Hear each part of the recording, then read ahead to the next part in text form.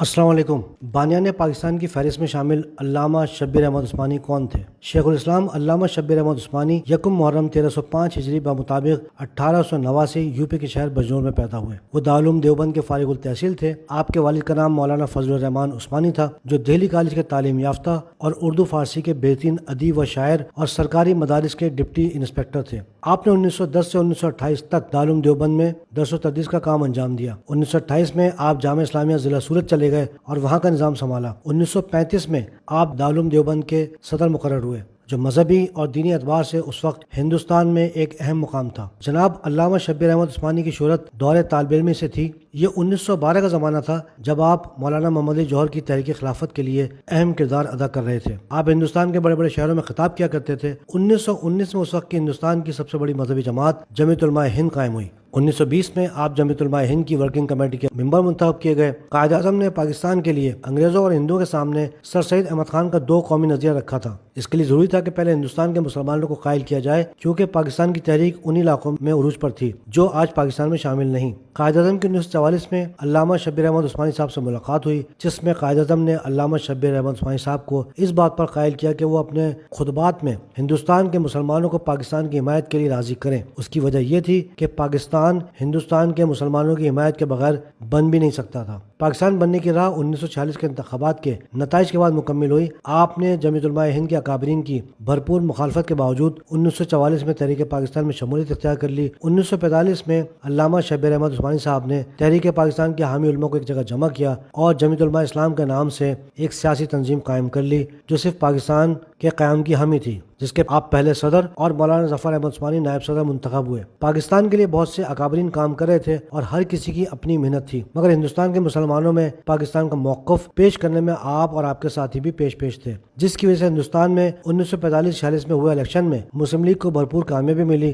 اور جو پاکستان کے قیام کی بنیاد بنے۔ قائد اعظم کو پاکستان کے قیام کے لیے سندھ اور بلوچستان کی فکر نہیں تھی، کیونکہ مسلم اکثریتی صوبہ ہونے کی وجہ سے انہیں خود بخود پاکستان کے ساتھ شامل ہونا تھا۔ قائد اعظم کو فکر تھی تو بنگال، پنجاب اور صوبہ سرحد کی۔ قائد اعظم کو اندازہ تھا کہ صوبہ سرحد میں کیا کھیل کھیلا جانا ہے۔ اس وقت پنجاب میں ملک خضر ٹوائنا کی یونینسٹ پارٹی کی حکومت تھی، جس کا پاکستان کے حق میں پلڑا واضح نہیں تھا۔ صوبہ سرحد میں بھی مشکل یہ تھی کہ وہاں ایک طویل عرصے سے کانگریس کی حکومت تھی اور خان عبدالغفار خان کے بھائی خان عبدالجبار خان المعروف ڈاکٹر خان صاحب صوبے کے چیف منسٹر تھے۔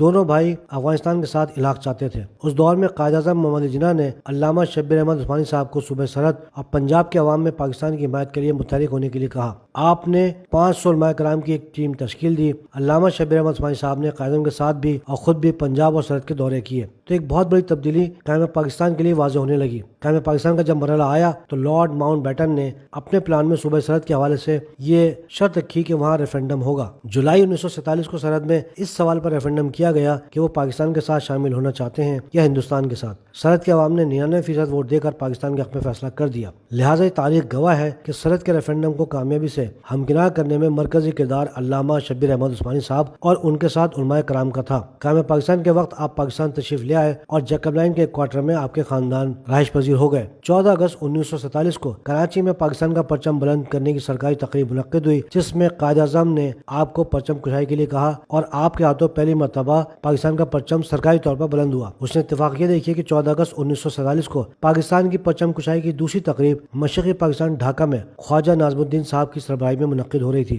جس میں آپ کے ساتھی اور آپ ہی کی جماعت کے نائب صدر جناب ظفر احمد عثمانی پاکستان کا پرچم بلند کر رہے تھے۔ تاریخ پاکستان پر لکھنے والا ہر مورخ اس بات پر متفق ہے کہ اگر علامہ شبیر احمد عثمانی اور مولانا ظفر احمد عثمانی کی انتھک محنت نہ ہوتی تو صوبہ سرحد کا پاکستان میں شامل ہونا بہت مشکل تھا۔ قیام پاکستان کے بعد علامہ شبیر احمد عثمانی صاحب پاکستان کی پہلی دستورساز اسمبلی کے ممبر بنے اور اپنی وفات تک ممبر رہے۔ 11 ستمبر 1948 کو قائد اعظم کا انتقال ہو گیا تو اس وقت قائد اعظم کے قریبی ساتھی اور قیام پاکستان کے بعد کراچی کے پہلے ایڈمنسٹریٹر جناب سید ہاشم رضا صاحب اور دیگر اہم افراد نے یہ بتایا کہ قائد اعظم کی وصیت تھی کہ ان کی نماز جنازہ علامہ شبیر احمد عثمانی صاحب پڑھائیں۔ آپ کو بیماری کی حالت میں آپ کی رہائش گاہ جیکب لائن سے لے کر آیا گیا، جو جنازہ گاہ سے صرف 1 کلومیٹر کے فاصلے پہ تھی۔ جس جگہ آج قائد اعظم کا مزار ہے وہاں قائد اعظم کی میت گاڑی لائی گئی۔ آپ نے لاکھوں افراد کی موجودگی موجودگی میں قائد اعظم محمد علی جناح کی نماز جنازہ پڑھائی۔ قائد اعظم کے انتقال کے بعد جب کراچی میں پاکستان کی پہلی دستور ساز اسمبلی کا اجلاس ہو رہا تھا تو یہ سوال زیر بحث آیا کہ پاکستان کا آئین کیا ہوگا۔ علامہ شبیر احمد عثمانی صاحب نے کہا کہ پاکستان میں آئین قرآن و سنت کے مطابق ہوگا، جیسا کہ قائد اعظم اور ہم نے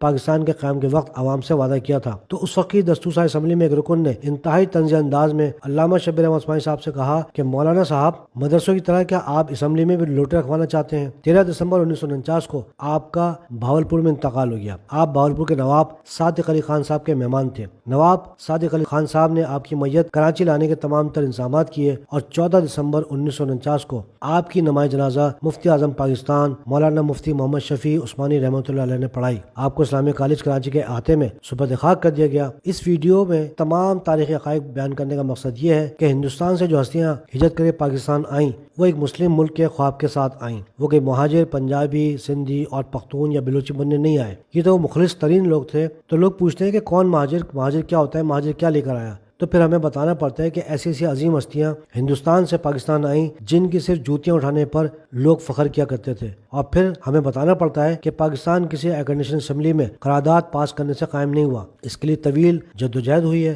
لاکھوں جانوں کی قربانی دی گئی ہے، اور علامہ شبیر احمد عثمانی صاحب جیسے عظیم لوگوں نے اس کے لیے محنت کی۔ یہ گھر میں بیٹھے بٹھائے نہیں بن گیا۔ کیا غور کرنے کی بات یہ نہیں کہ پاکستان کے دونوں دارالحکومت کراچی اور ڈھاکہ میں سرکاری طور پر پرچم کون بلند کر رہا تھا؟ اور کیا یہ غور کرنے کی بات نہیں کہ بانی پاکستان قائد اعظم محمد علی جناح اپنی نماز جنازہ کے لیے کس کو وصیت کر کے گئے تھے؟ اور کیا قابل غور بات یہ نہیں کہ وہ لوگ جو دہلی میں رہتے تھے ان کا اتنا اثر رسوخ تھا کہ وہ صوبہ سرحد جو آج خیبر پختونخوا ہے وہاں پر آ کر وہ وہاں کی عوام کو پاکستان میں شامل ہونے کے لیے کہہ رہے تھے، اور وہاں کی عوام نے بھی ان اکابرین کی بات پر لبیک کہا۔ ہم اگر باغانیان پاکستان کی اولادیں کہتے ہیں تو ثابت بھی کرتے ہیں، اور یہ تمام تاریخی حقائق بیان کرنے کا مقصد یہی ہے کہ کچھ لا علم لوگوں کو یہ باور کرایا جا سکے کہ مہاجر کون تھے، کون ہیں، اور انہوں نے پاکستان کے لیے کیا کیا قابل فخر کام کیے۔ اللہ حافظ۔